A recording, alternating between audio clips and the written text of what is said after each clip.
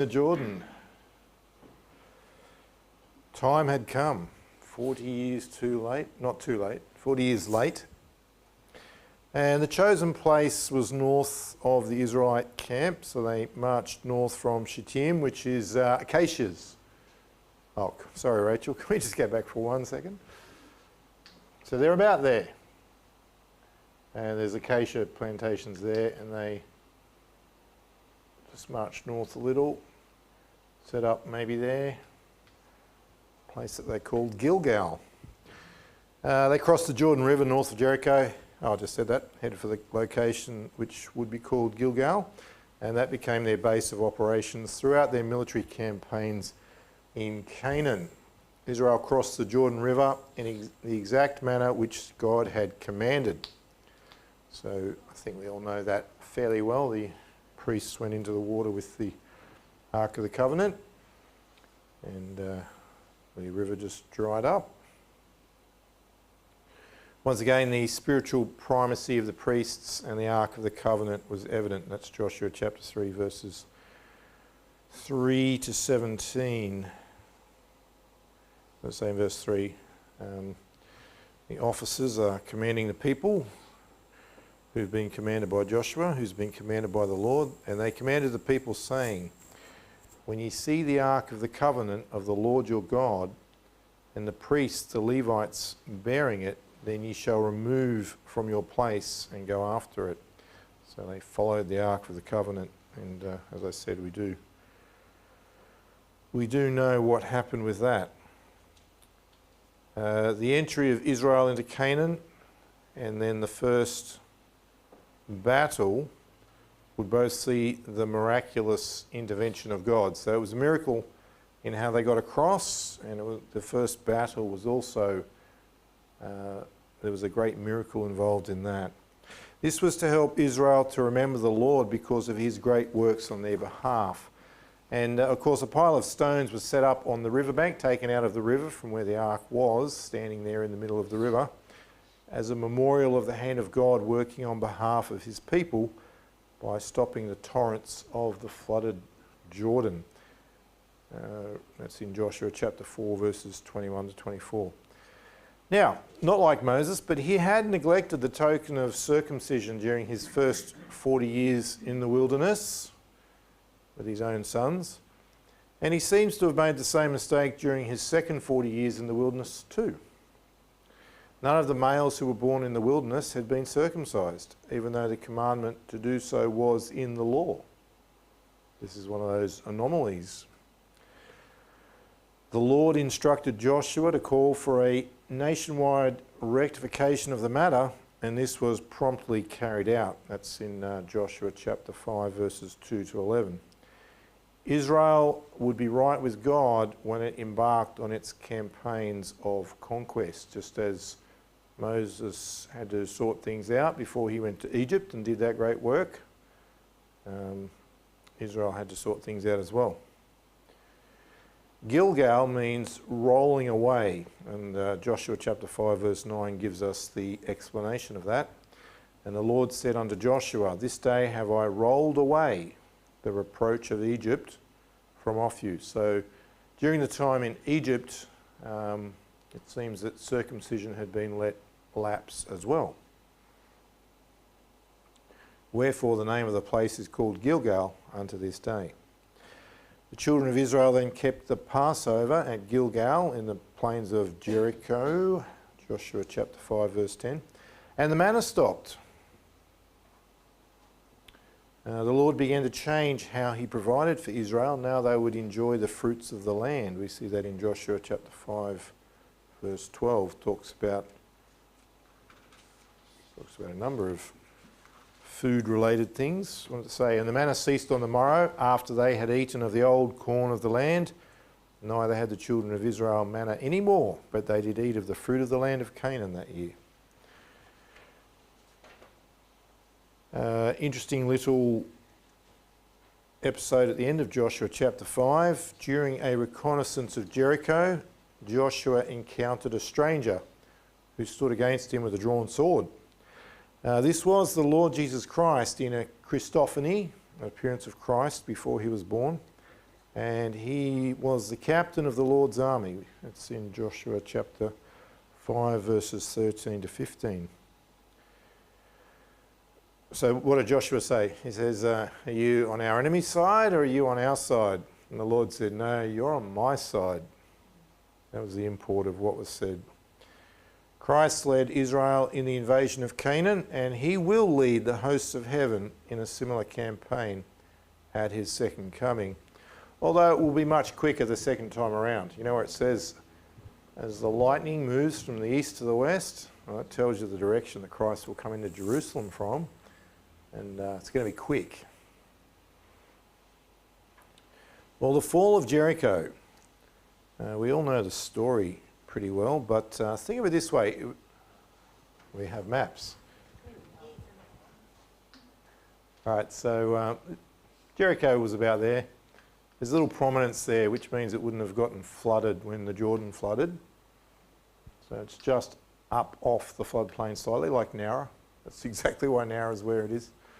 And so I think they probably crossed about there, actually, but really doesn't matter that much. I agree with that. Gilgal was about there, maybe a bit further up.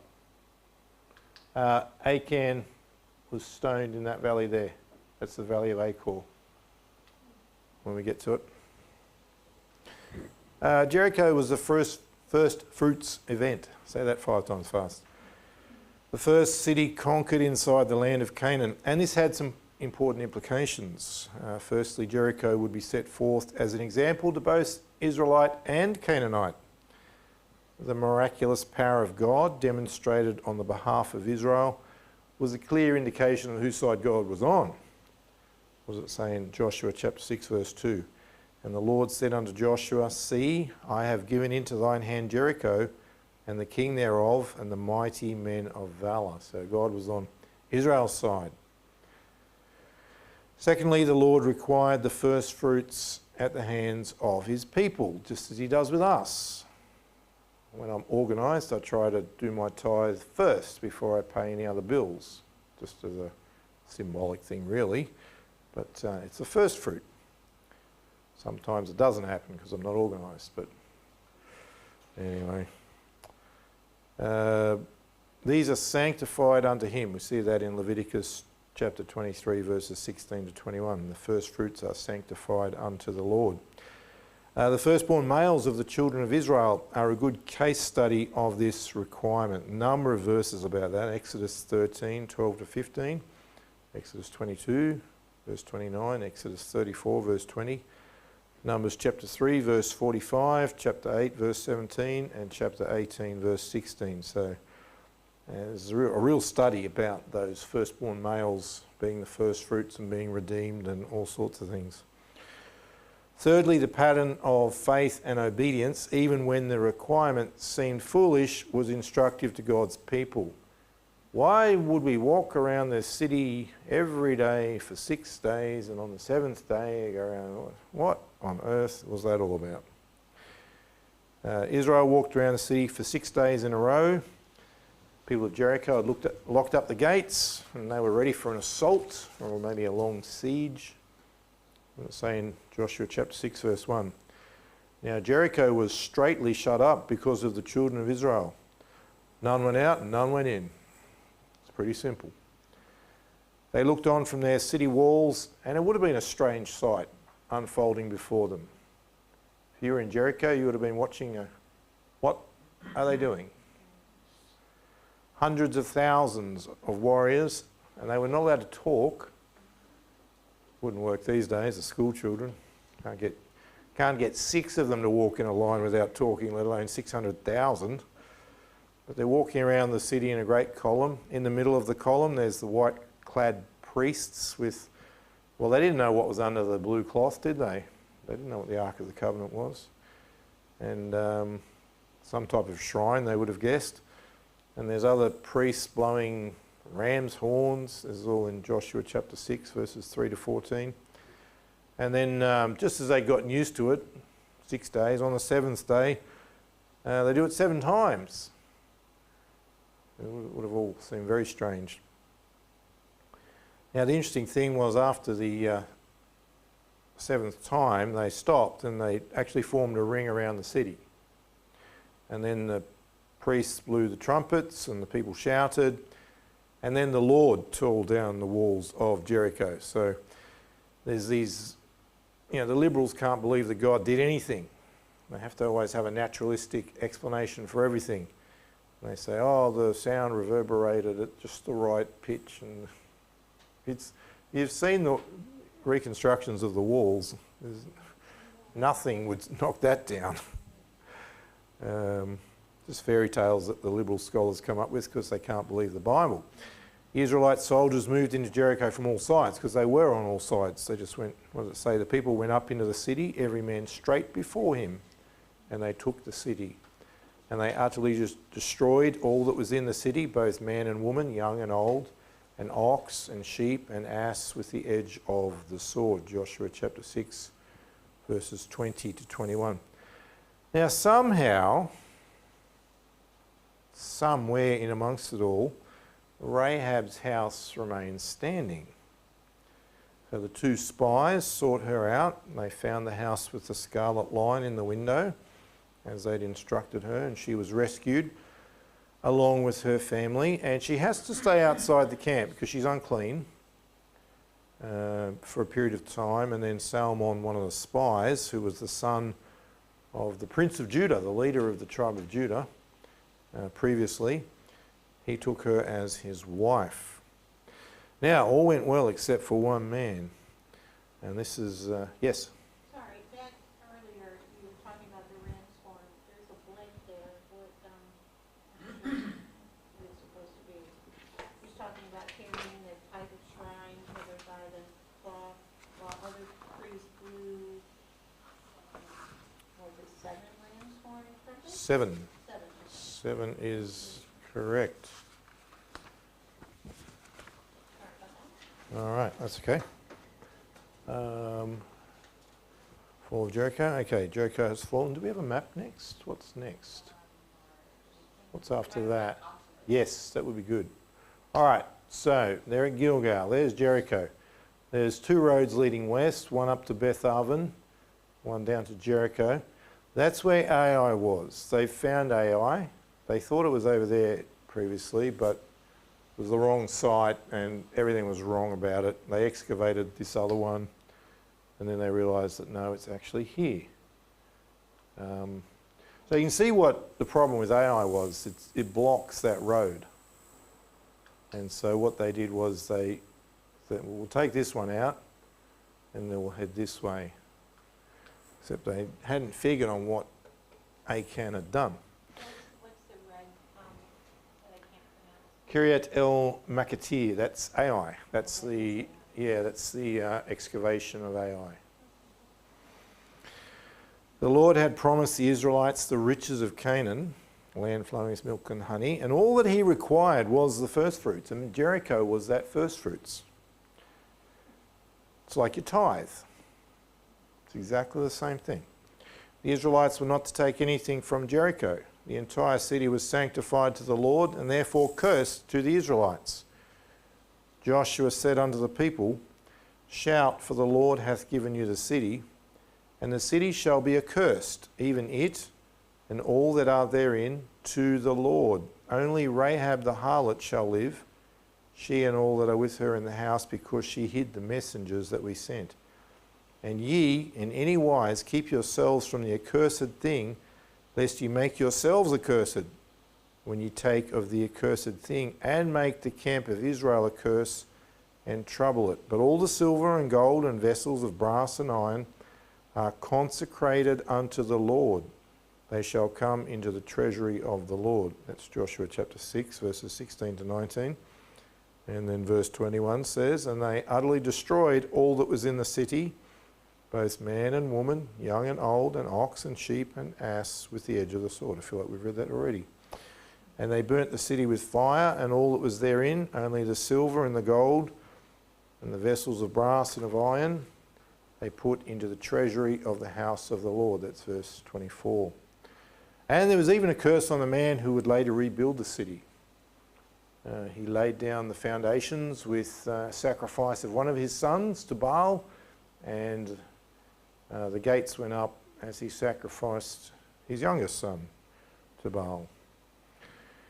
One man amongst the victorious Israelites would not listen, and by giving in to covetousness and taking treasures from Jericho, Achan had merely cursed himself and his family and excluded himself from the bountiful blessings which the Lord had in store.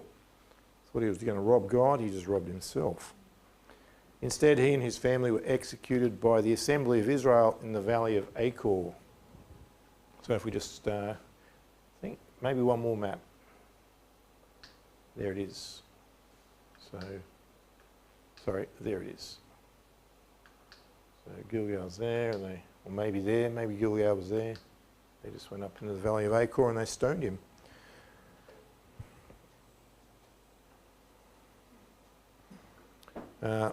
I've said about 5 kilometres northwest of Jericho. The Lord had, excuse me, valley of Achor, that means trouble. Achor means trouble, because he'd troubled Israel. And what did Joshua say? Now we're going to trouble you.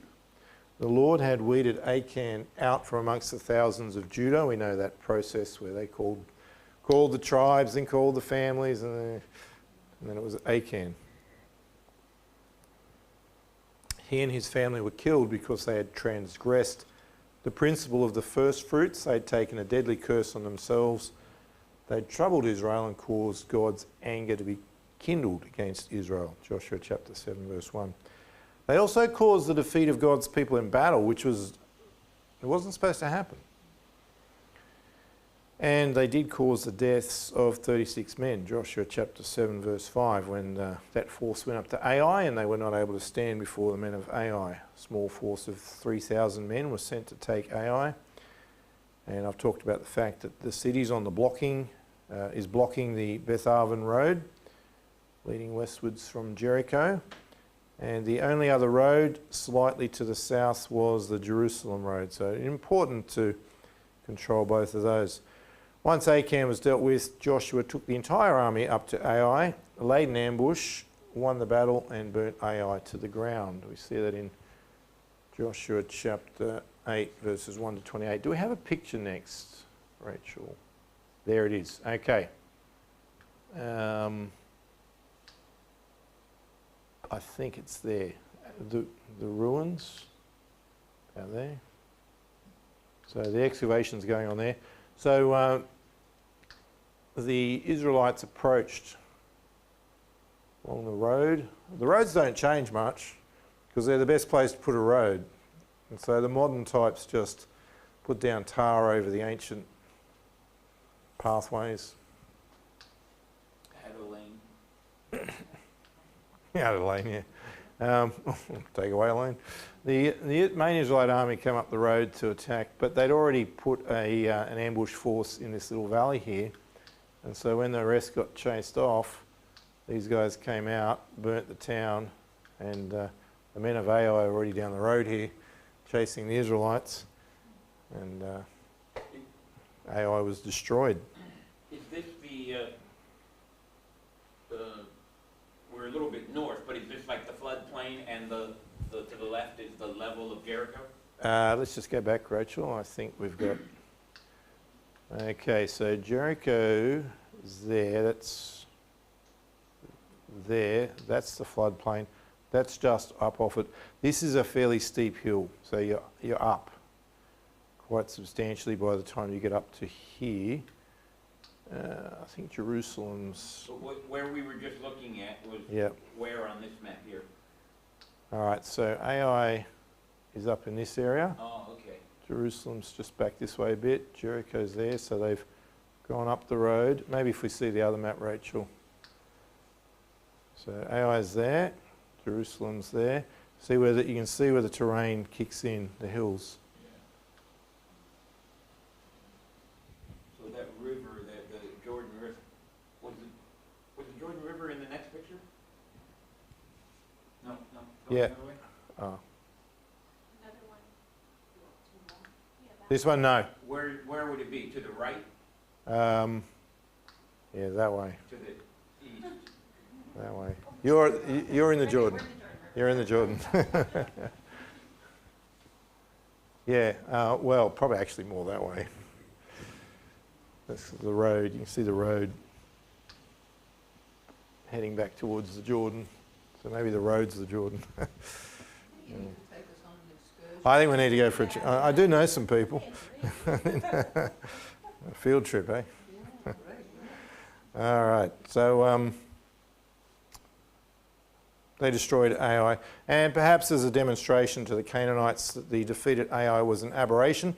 And certainly to make the same point to the Israelites, they kept marching up into central Canaan and went to build an altar on Mount Ebal. That's Joshua chapter 8, verses 30 and 35. Joshua carved the law in stone and read it to the people. Do we have another photo? I didn't do it. I had a photo. Should have got Pastor Reeves. Funny coincidence. Pastor Reeves been showing the teens.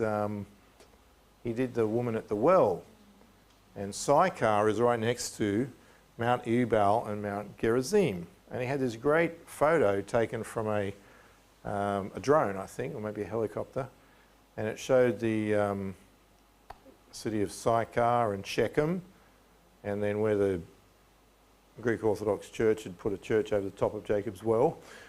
But in the background, you got Gerizim and Ebal, and you can see how it would work. I always wondered, how on earth did Joshua get the entire nation there on these two mountains, and how could they hear him? They're very close together, and it'd just be a perfect natural amphitheatre. So, yeah, it does make sense. Anyway, he laid down the law on Ebal. After the issue with Achan, there was a special emphasis on the blessings and the cursings.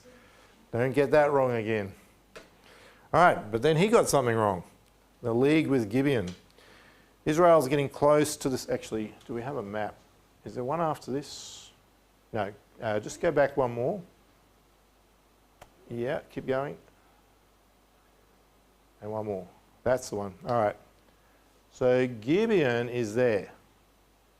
So they've just taken Ai. You can see why the Gibeonites are getting nervous.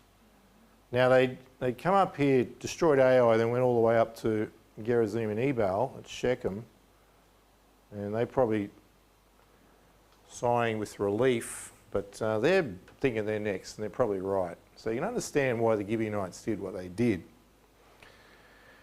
Hivites lived in Gibeon, and they realised that Israel would destroy them soon. So in the interest of their own survival, they did that trick with the mouldy bread and the old clothes, and the Israelites were a bit careless, didn't check it out, and got tricked into making a league with them.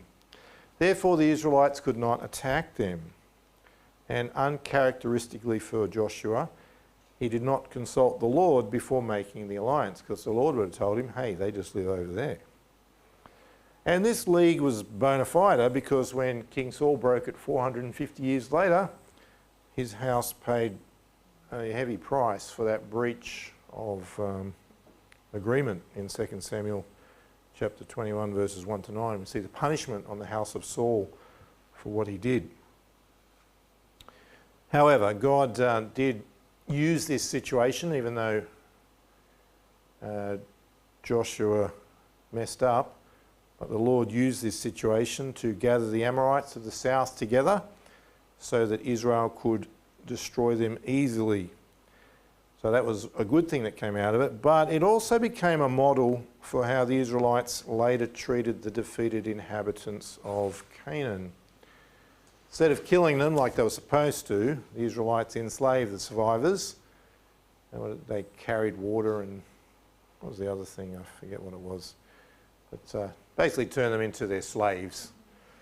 The decision would come back to haunt the Israelites throughout the times of the judges. What it say in Judges chapter 2 verse 3, they shall be as thorns in your sides, and their gods shall be a snare unto you. So the Gibeonite model was not a good model. But God used this particular situation to destroy the Amorites of the south. So the Amorites and the Canaanites were already in great fear of Joshua and the Israelites. We see that in Joshua chapter 10, verse 1.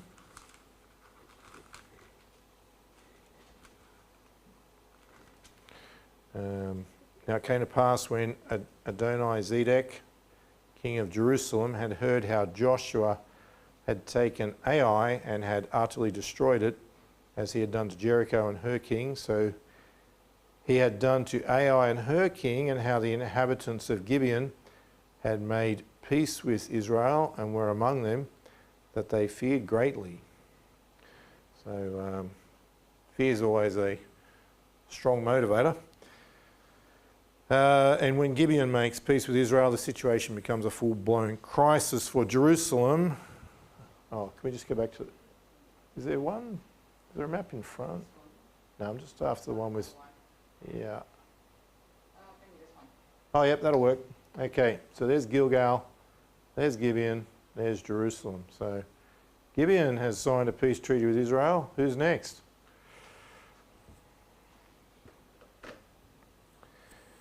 And perhaps they thought about the fact that, well, Ai actually defeated Israel, so maybe they're not invincible. The king of Jerusalem, and Jerusalem roughly means city of peace, Adoni-Zedek, Lord of righteousness. Funny name for a wicked pagan king. He draws together this coalition of Amorite kings to the south of Jerusalem. In fact, all the major towns are on that map there. They brought their armies to attack the city of Gibeon, which was only 7 kilometres north of Israel. Now, the Amorite army included Anakim, giants. Joshua chapter 10, verses 21 to 23 tells us about that army. And the men of Gibeon send messengers to Joshua at Gilgal, and they immediately invoke this league which Israel had made with them. A bit like, NATO. If one gets attacked, then we're all at war. Although the Gibeonites had deceived the Israelites, Joshua was true to his word, and he led the men of war south from Gilgal. So you can't just go, well, you could, but not with a large army straight across. So they go around Jericho, then up towards, the road goes towards Jerusalem, and then they went northwest at the end, which is all very interesting because it brings them in right behind the Amorites. The Amorites are not expecting them that quickly. So they come in on the exposed flanks of the Amorites who are camped around Gibeon. So this is a 50 to 60 kilometre march. Now remember I said that we'll be doing some running tonight. Well, this is that bit, which is about 8 to 12 hours of marching. Look, the Romans could do well over 30 kilometres in a day in good order, probably more if they really needed to.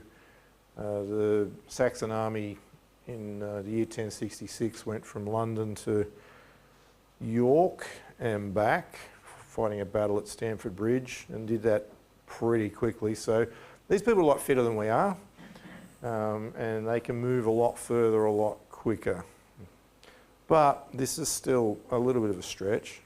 So I'm thinking they started about midday on one day, and they arrive in amongst the Amorite camp during the early morning hours the next morning.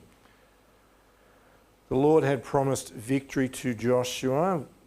Joshua chapter 10 verse 8, and the Lord said unto Joshua, fear them not, for I have delivered them into thine hand. There shall not a man of them stand before thee, not even a giant.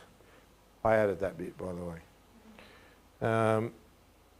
The Israelites quickly destroyed the Amorite positions encamped around Gibeon, and as the Israelites had come in from the east, or even the southeast, up the road from Jericho, they'd cut off the Amorites from their home cities in the south. So they come in this way, and they're here, and all the Amorites live here. So how do they get back home again? We want to actually, can we go forward now, Rachel? There we go. I'll leave it there. That's a great map. Where are we up to? The defeated Amorite armies fled in a northerly and westerly direction with the bulk of their men funneling onto the road to Beth Horon. So there's Beth Horon. It's mainly westerly, isn't it, from Gibeon? There's a road, and they're on that. The Israelites are chasing them. And then they cut through here There's no road there, they just run through the fields and they link up with another road through here. So this is the valley of Ajalon through here, which we're about to talk about. Having fled the 10 kilometres from Gibeon to Beth Horon in great panic, the Amorites then headed for home. So they get out of the way here and then they start heading south as best they can.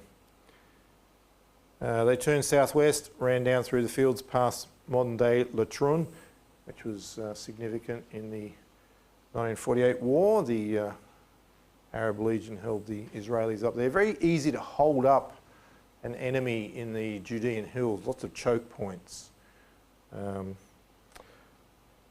Then the Amorites fled along the road or across the fields towards Azekah, 40 kilometres away from Beth Horon, and the exhausted Israelites probably having trouble keeping up with them, so the Lord intervenes. So they're running down through this valley here, and the Lord sends in some thunderstorms off the Mediterranean. In fact, it started even back here. And they're getting hit by great hailstones. Did I miss something, Rachel? No. That's all right. No worries. Great hailstones off the Mediterranean as they're running along this road and then down through that valley. Now Joshua is at Gibeon here, and there's another road down through here, and somewhere here he gets on a peak, maybe there, and he looks back to Gibeon and he says, "Sun, stand there." And the moon, it was daytime, but the moon we can often see during the daytime. The moon was over the valley of Ajalon. And he says, "Moon, you stop there. Sun, you stop there."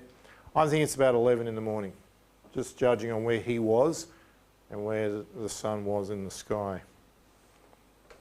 Perhaps modern day Beat Mir is where he was standing. I just picked out a prominence in that area, overlooking the valley of Ajalon. Joshua sensed that many of the Amorites would escape into the darkness in about 7 hours' time, and so he asked the Lord to press pause on the daylight. We see that in Joshua chapter 10, verses 12 to 14. It's about 11 a.m. at this point. So the sun is back behind Joshua to the east over Gibeon, and the moon is in front of Joshua to the west over the valley of Ajalon. And as I was saying, the moon is often visible during the daytime.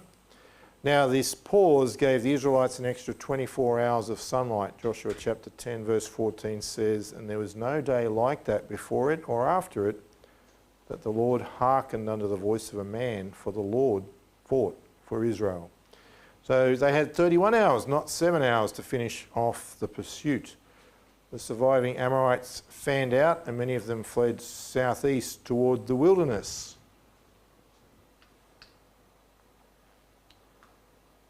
I'm not quite happy with that location of Makkedah. I'm thinking it might be further this way. So they get to Azekah and they head that way towards the Judean wilderness. Among them were the 5 kings of the Amorites. We see that in Joshua chapter 10 verse 16. It says, "But these 5 kings fled and hid themselves in a cave at Makkedah." However, they were spotted as they entered. So some of the Israelites saw them go in. There must have been some of the Israelites that were really focused on getting those guys. Joshua says to them, "You get those guys." And so they see them go in. The Israelites trapped the kings in the cave with great boulders while they dealt with everything else, and they came back to it. They pursued the Amorites in all directions until they reached their fenced cities, and they inflicted a tremendous slaughter on them. And then the armies of Israel assembled at Makkedah and executed the Amorite kings. Well, having severely weakened the entire Amorite civilization of the south, why not destroy them now? Well, God will sometimes bring a great alliance of the wicked together so that they are easier to destroy. We see this in Joel chapter 3 verse 2, talking about the Armageddon campaign. This is certainly what happened with the Amorite attack on Gibeon. Now think about it, if the Amorites had stayed in their cities, Israel would have had to move through these areas that are difficult to invade because the hill country is easy to block people. And they would have had to deal with these cities one by one But now that the Amorites had all come together and been defeated in battle, they were severely weakened, and many of their warriors were dead in the fields to the north. And so Israel immediately set to the complete destruction of the Amorite cities. You can see them there: Makkedah, Libnah, Lachish. Lachish is famous because the Babylonians destroyed it late in the kingdom period of 2 Kings. There's Lachish, Libnah, Eglon, Makkedah, Hebron. These are the places that were destroyed. And Debir. They all fell in quick succession. We see that in Joshua chapter 10, verses 28 to 43. Perhaps within a single week, which is quite remarkable. Normally a siege would take weeks or months for one city, but this is, because they're so weakened, there's so few soldiers left, there's so many being killed, that the Israelites just cleaned them all up in a week. And this was the complete and utter annihilation of Amorite civilization in southern Canaan. What does it say in Joshua chapter 10, verse 40? Joshua smote all the country of the hills, and of the south, and of the vale, and of the springs, and all their kings. He left none remaining. So they did the right thing in this context, but utterly destroyed all that breathed, as the Lord God of Israel commanded. And once this slaughter was accomplished, the Israelites returned to their base at Gilgal, Joshua chapter 10, verse 43. Now, a couple of little bits of information. It may be that some of the Amorites had fled north of Beth Horon and avoided pursuit by Israel. So most of them fled along this road to Beth Horon, but maybe some went that way. And as most of them went this way, that's where the Israelites pursued. Why do I say that? They would have waited to head back south until after the Israelites had returned to Gilgal, and then they would have survived. Again, why do I say that? Judges chapter 1, verses 34 to 36. There is an Amorite stronghold at Mount Heres, which is about there. So there's some surviving Amorites into the book of Judges. And they give the tribe of Dan a hard time. And as for Jerusalem, which also was taken at this time, the Jebusites move in, because Israel took it, killed everybody, and then left. And some Jebusites were a bit entrepreneurial, and they took over Jerusalem, and they were there until the time of King David. So it had been an Amorite city, it became a Jebusite city. I feel like the Israelites messed up, but maybe the Lord was just setting Jerusalem aside for David. Maybe we should see it that way. All right, one more campaign, the Northern Campaign.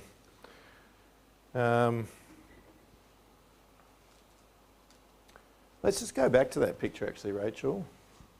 That's what's left of Lake Hula in northern Israel. Maybe, I think it's northern Israel. That's an important body of water. Yes, we'll have the map now, please. That will. I don't agree with everything on this map, but it's not too bad. All right, before Israel arrived, the Amorites had been the fearsome occupiers of the southern hill country and the wilderness of Canaan, the plain of Moab, and the high plateau lands of Bashan. So the Amorites were a bit of a energetic type of people. They invaded Mesopotamia, Sumer and places like that fairly early on. Hammurabi was Amorite. So the third great civilization in Mesopotamia after the Sumerians and the Akkadians was the Amorites. They had a lot of success in the area around Haran and on the fringes of Canaan. And by the time that Israel gets into Canaan, they've done quite well for themselves. So the Amorites, until this time, were actually doing pretty well. And they would take on the big boys, so to speak. They'd take on the Babylonians and the Assyrians. And they also occupied a number of cities in the north of Canaan.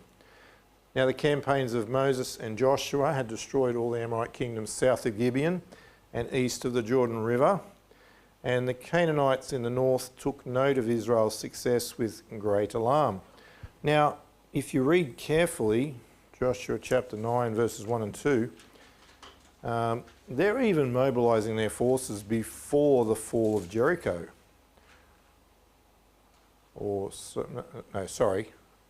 Straight after the fall of Jericho, before the battle of Gibeon. Joshua chapter 9 verse 1 and 2.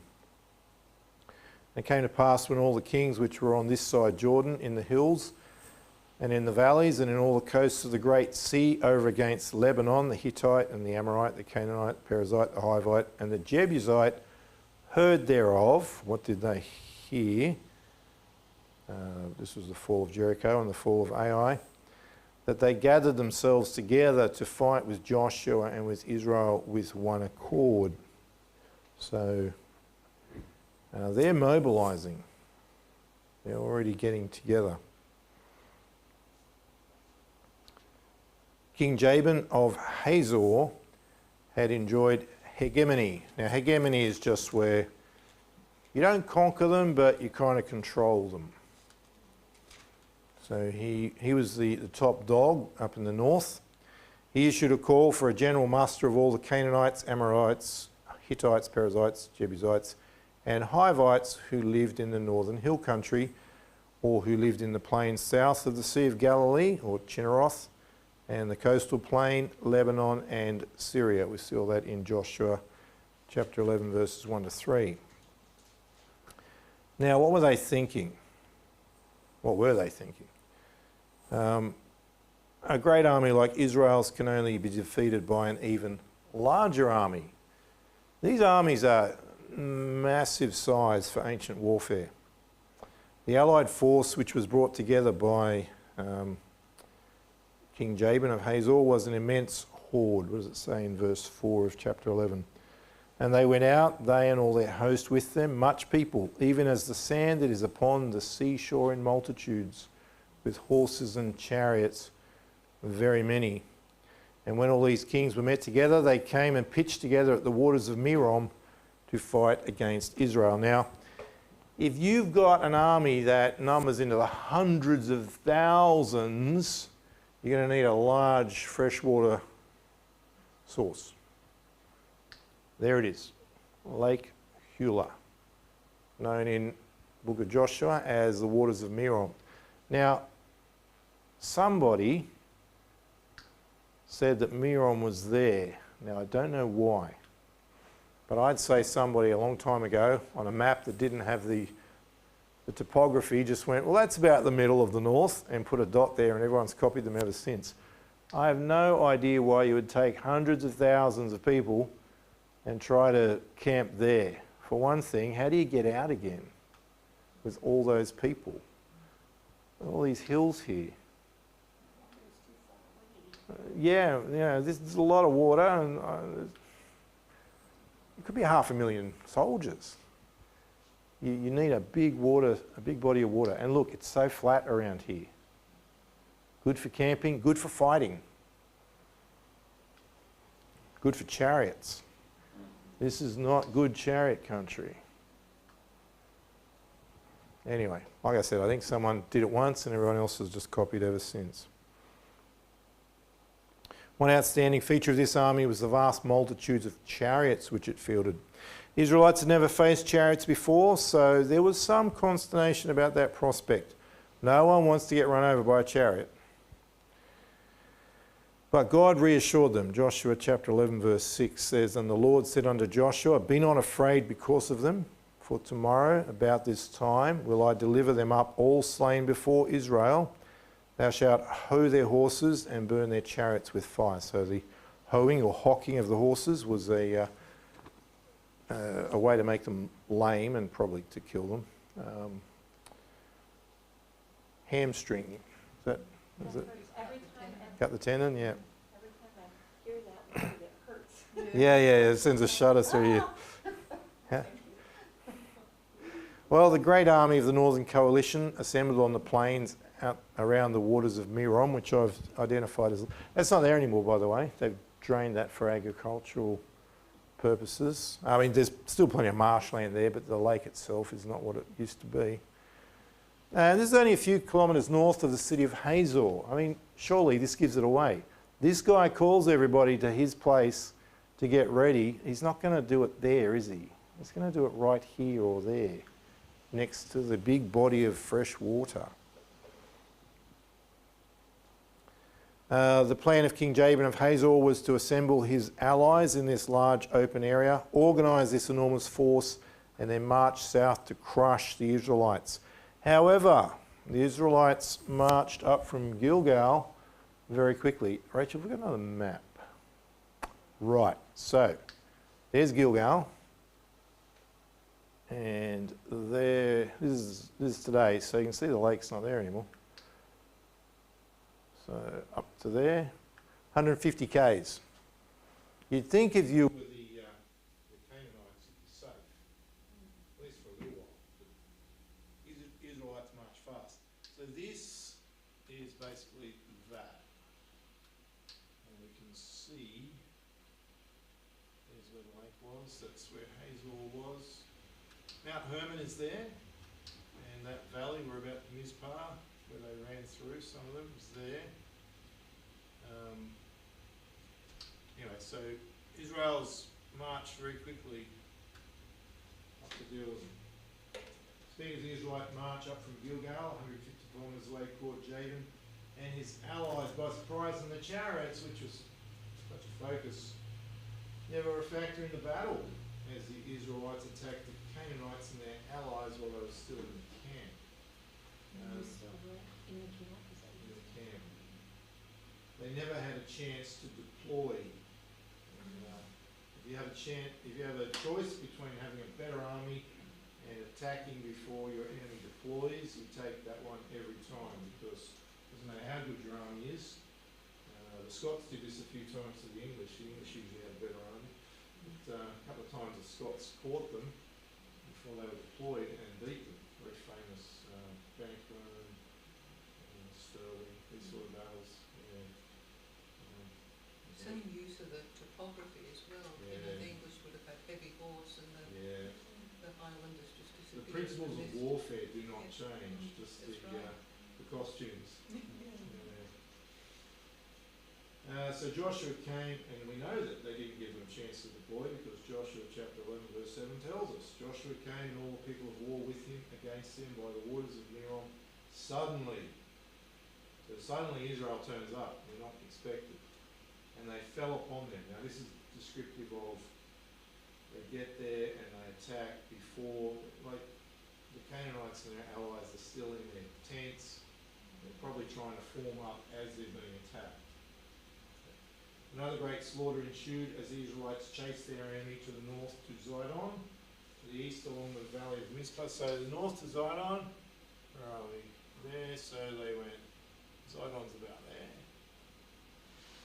To the east along the valley of Mizpah, that way. This is quite mountainous here. To the west coast to Mizri Foth Maim. Take your time saying that one, so that's about there. So they just went in every direction.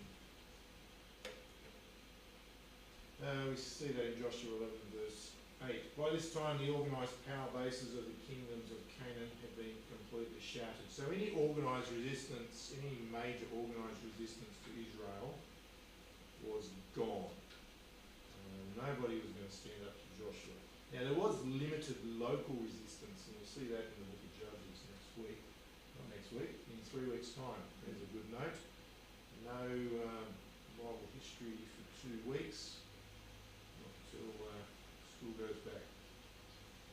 Now, and Israel at this point has a choice. How much are we going to win? We're going to win. How much? How far are we going to push these victories? And in disobedience to God's direct commands, they got sick of winning.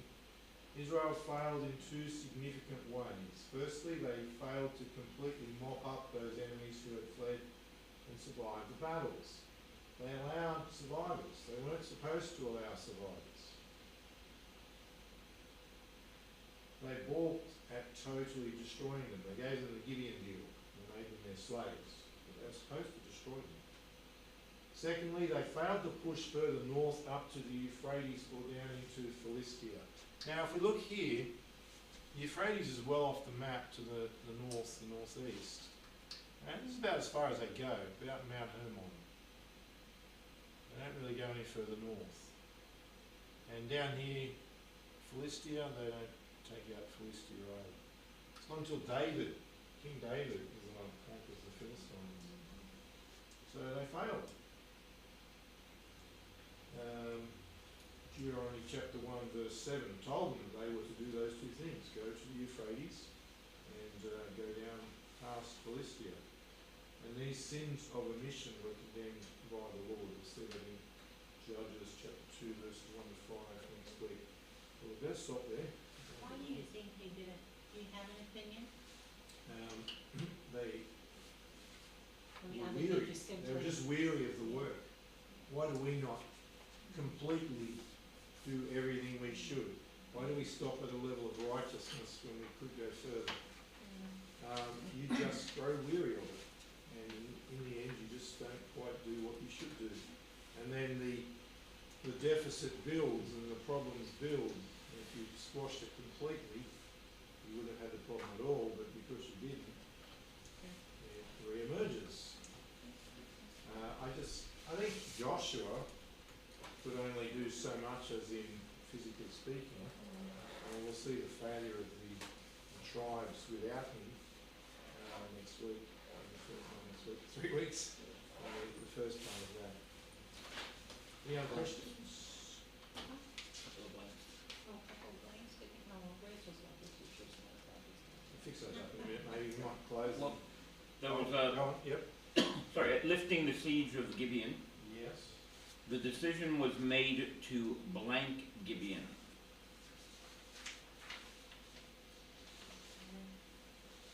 What?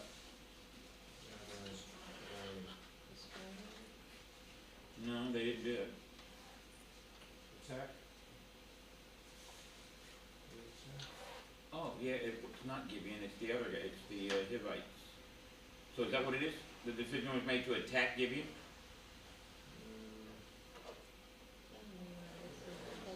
Lifting the siege of Gibeon. Yeah. Destroy. Destroy, okay, and then the next blank. Although the Gibeonites had deceived the Israelites, Joshua was true to his word. The Israelites arrived unexpectedly in the rear. Okay. Thank you. Yeah, come in behind it. Best place to attack people. Alright, let's pray and we'll finish up. Heavenly Father, we do thank you for these historical records, but these spiritual lessons, and Lord, I pray we go back and mine this rich territory of Bible truth. May you bless us